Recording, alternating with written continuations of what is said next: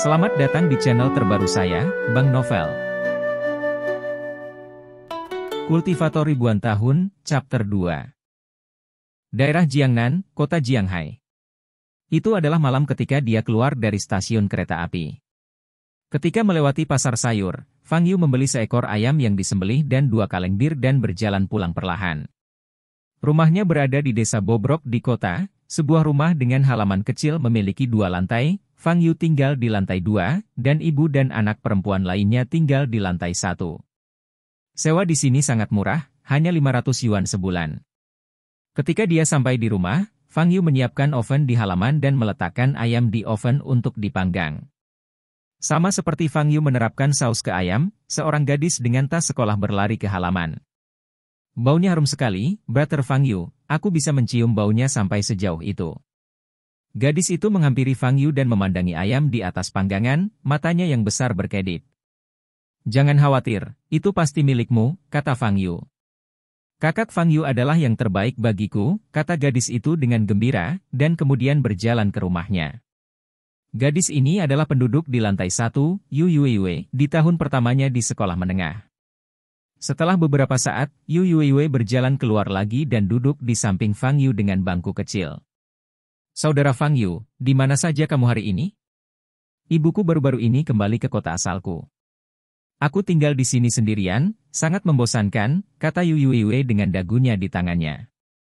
Seorang teman lama telah meninggal, aku akan pergi menemuinya, Fang Yu menjawab dengan jujur. Aku minta maaf, tetapi kesedihan telah berubah. Yu Yuiwei berbisik seolah melakukan sesuatu yang salah. Teman Fang Yu harus seusia dengan Fang Yu, kan? Terlalu menyedihkan untuk mati di usia muda. Tapi Yu Yuiwei menemukan bahwa wajah Fang Yu sama sekali tidak memiliki kesedihan, dia hanya menatap ayam panggang yang berminyak dan menelan ludah. Baiklah. Setelah beberapa menit, Fang Yu mengambil ayam panggang dan memegangnya di tangannya, seolah-olah dia tidak takut panas sama sekali.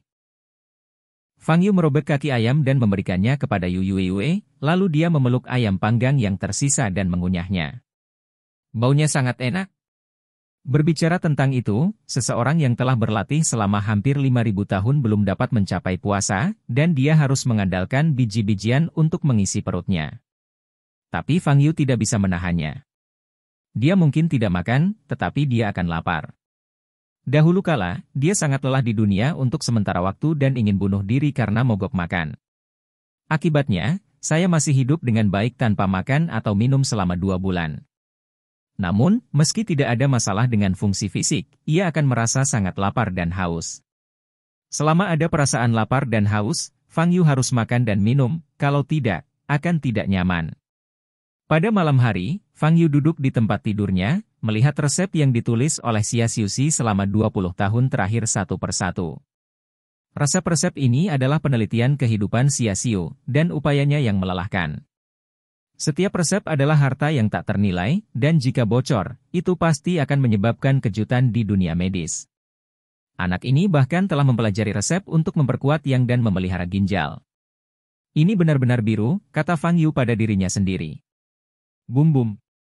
Sama seperti Fang Yu sedang melihat resep, ada ketukan keras di pintu bawah.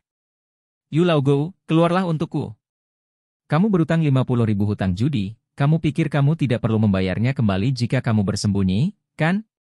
Suara kasar terdengar. Dengan pendengaran Fang Yu, aku bisa mendengar tangisan Yu Yuiwei di rumah di lantai 1. Gadis ini tampaknya mengatakan bahwa ibunya telah kembali ke kota asalnya, dan dia telah berada di rumah sendirian hari ini. Buka pintunya dengan cepat. Jika kau tidak membuka pintunya, kami akan menghancurkan rumahmu. Nanti, aku akan membiarkan Lao Zu menangkapmu dan memeras telurmu. Terdengar suara lain. Ledakan. Sementara mereka berbicara, mereka sudah mulai membentur pintu. Yu Chengye telah menceraikan ibuku, itu tidak ada hubungannya dengan kita, dia juga tidak ada di sini. Kata Yu Yuiwei sambil menangis. Kamu bilang kamu tidak ada di sana. Kamu adalah putrinya, akankah kamu mati? Kedua pria itu terus memukul pintu. Jika kamu memukulku lagi, aku akan memanggil polisi. Teriak Yu Yuiwei. Apakah kamu berani memanggil polisi? Aku akan membereskanmu ketika aku mendobrak pintu. Salah seorang dari mereka mengancam. Bang, Bang, bang. Pintu itu terbuka. Dua pria ganas yang datang untuk menagih utang berjalan ke ruangan dan melihat Yu Yuiwei duduk di samping dengan kakinya melemah karena takut. Kedua pria itu melihat sekeliling dan menemukan bahwa tidak ada orang lain di keluarga itu, hanya Yu Yuiwei. Oh, bisakah anjing tua ini melahirkan anak perempuan yang begitu cantik? Seorang lelaki menatap Yu Yuiwei yang sedang duduk di tanah, matanya panas. Kalau begitu aku punya cara. Karena aku tidak bisa menemukan Yu Laogou, aku akan menjualnya, dan uang yang didapat akan diperlakukan sebagai Yu Laogou untuk membayar hutang, kata lelaki lain.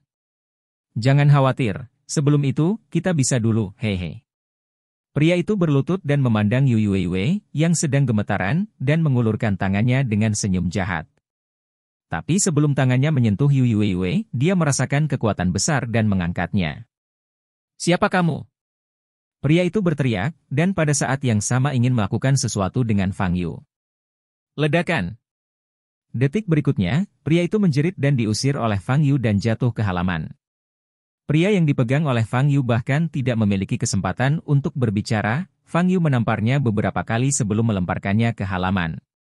Siapa yang berhutang uang padamu, kamu pergi mencari seseorang. 3 detik, segera keluar dari sini, kata Fang Yu ringan.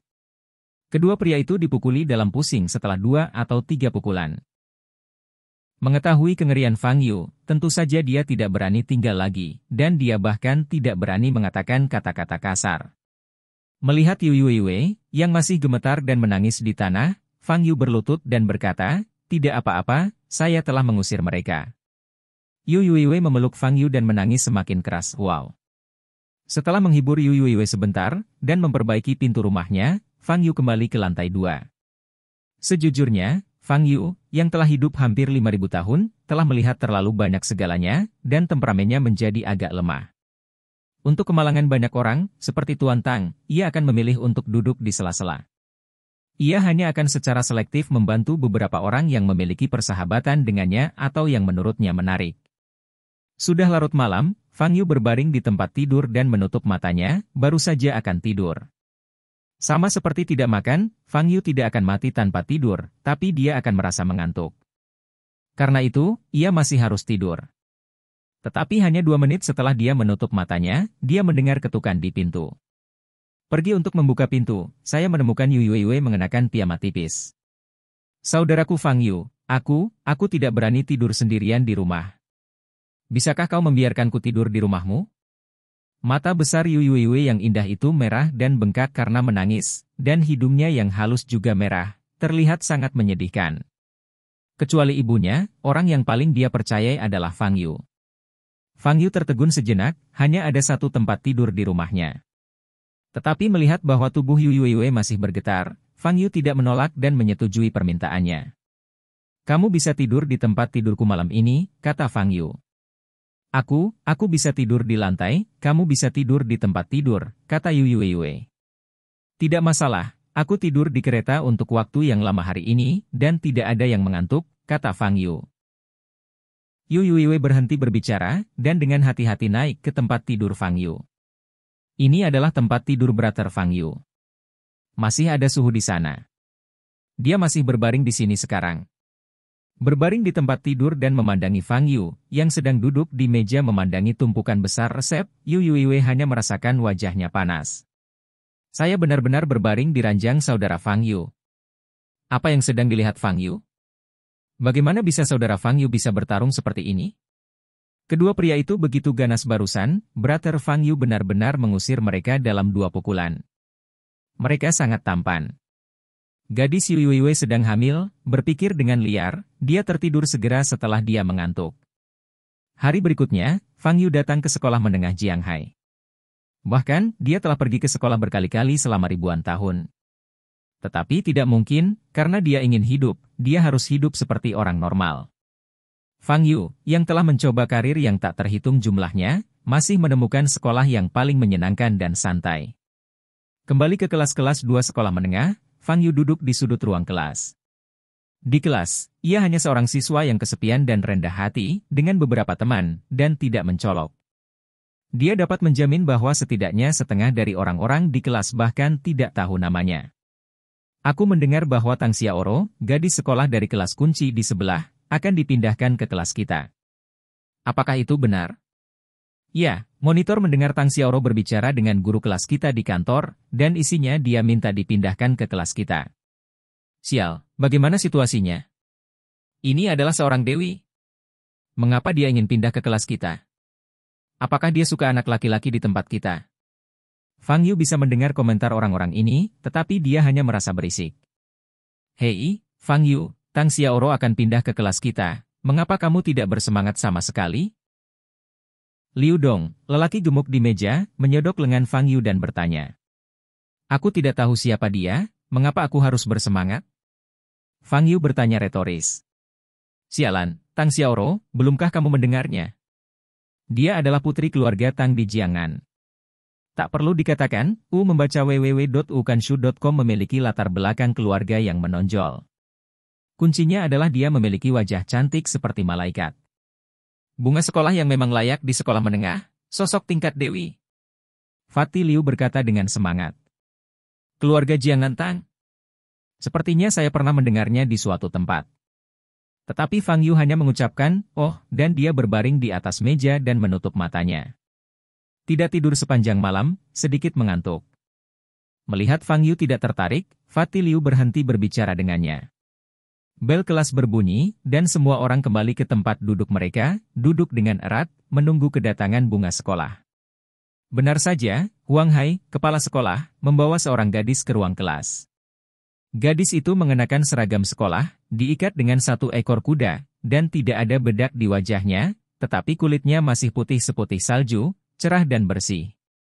Fitur wajahnya sangat halus, mata seperti bintang bersinar, hidung halus, dan bibir kemerahan.